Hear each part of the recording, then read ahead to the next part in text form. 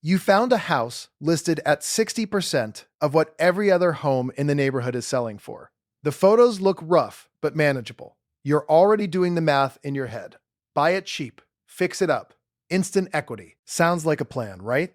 Well, before you sign anything, before you even walk through that front door, there are things about foreclosed homes that almost nobody talks about until it's too late. And by too late, I mean you're already $60,000 over budget, fighting a contractor who walked off the job, and living in a hotel because the house has no working plumbing. Hit subscribe before we begin, because if you're even thinking about buying a foreclosure, this might be the most important video you watch before making that decision. I'm Jerry Davis, and I've spent years working in renovation, construction, and real estate deals that most people would call a nightmare before they called them an opportunity. I've walked through hundreds of distressed properties. I've seen buyers walk in starry-eyed and walk out broke.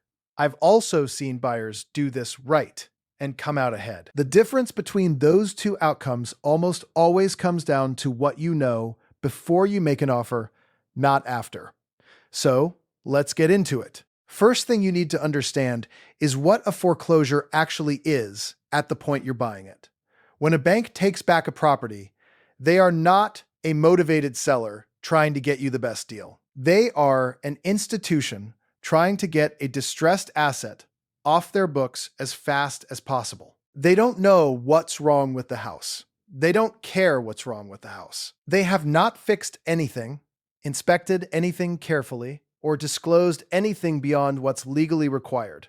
And in many states, banks are exempt from standard disclosure requirements that a private seller would have to follow. That is not a small detail. That is a massive one. A regular homeowner selling their house has to tell you about known issues: leaky roof, mold history, drainage problems, foundation cracks they patched 10 years ago. A bank, in most cases, they sell the property as is with zero representation about condition.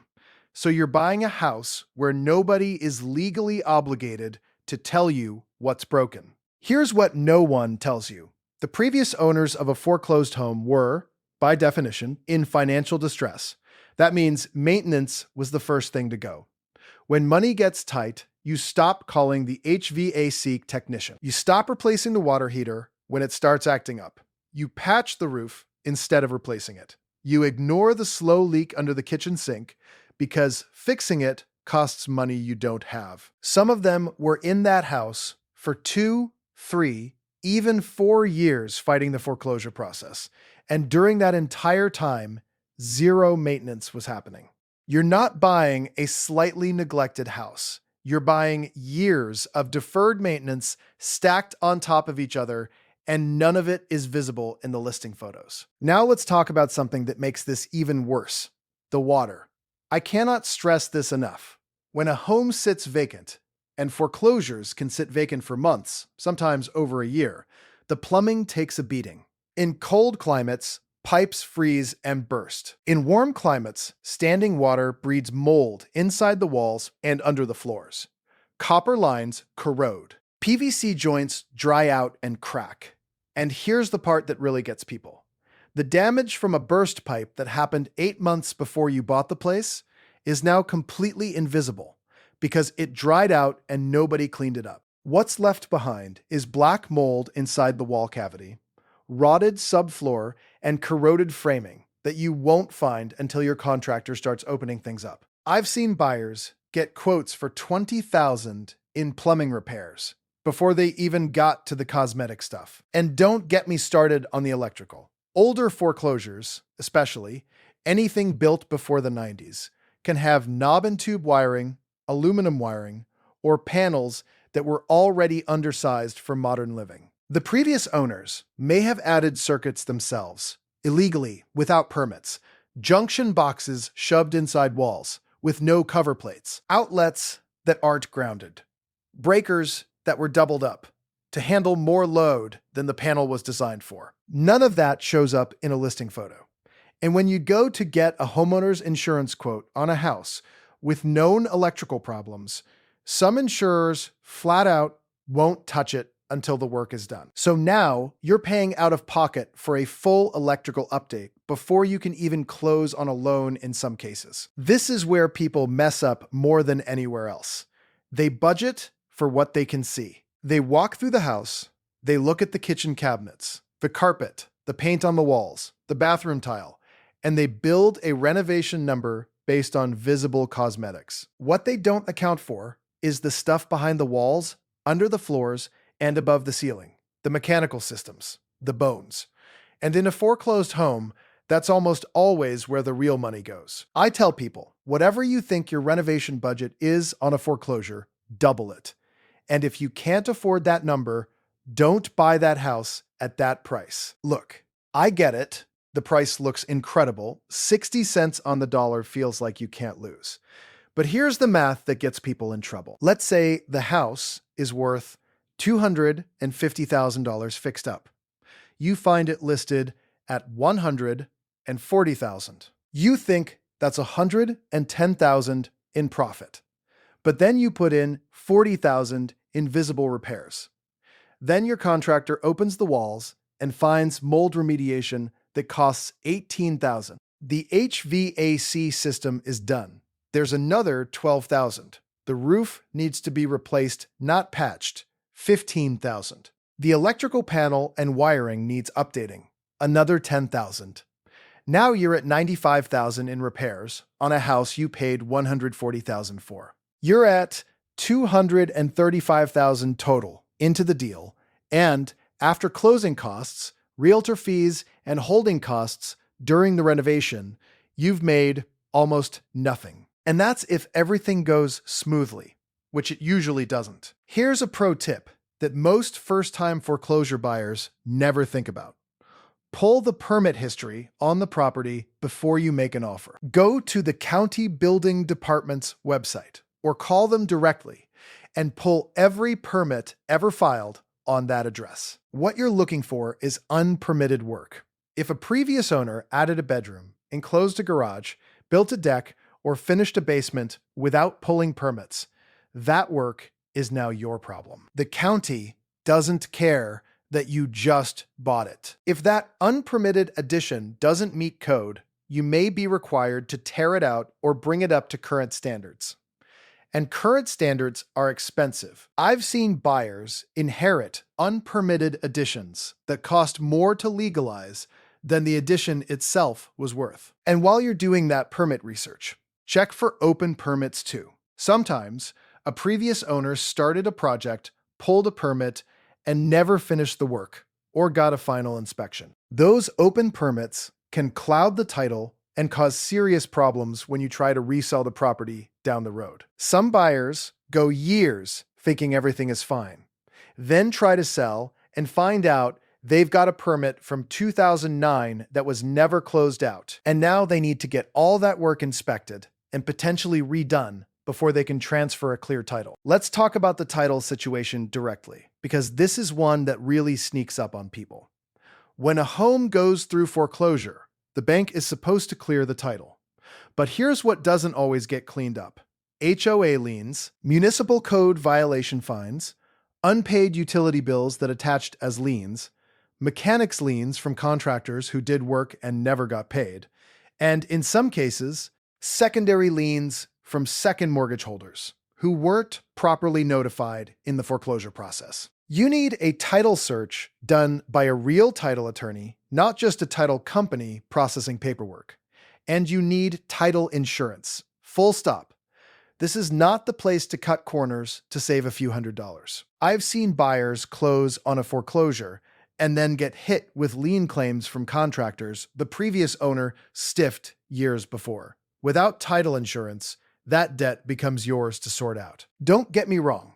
There are legitimate deals in the foreclosure market. I'm not saying never buy one. I'm saying go in knowing what you're actually dealing with. Because the way most people approach it, scrolling Zillow, seeing the price, calling a realtor, making an offer, that process skips about 15 steps that matter enormously with a distressed property. So let's talk about what doing this right actually looks like. First, before you make any offer on a foreclosure, hire a licensed home inspector. And not just any inspector. Find one who specifically has experience with distressed and vacant properties. Ask them directly if they've done foreclosure inspections before. A good inspector is going to look at the foundation, the roof, the mechanical systems, the electrical panel, the plumbing.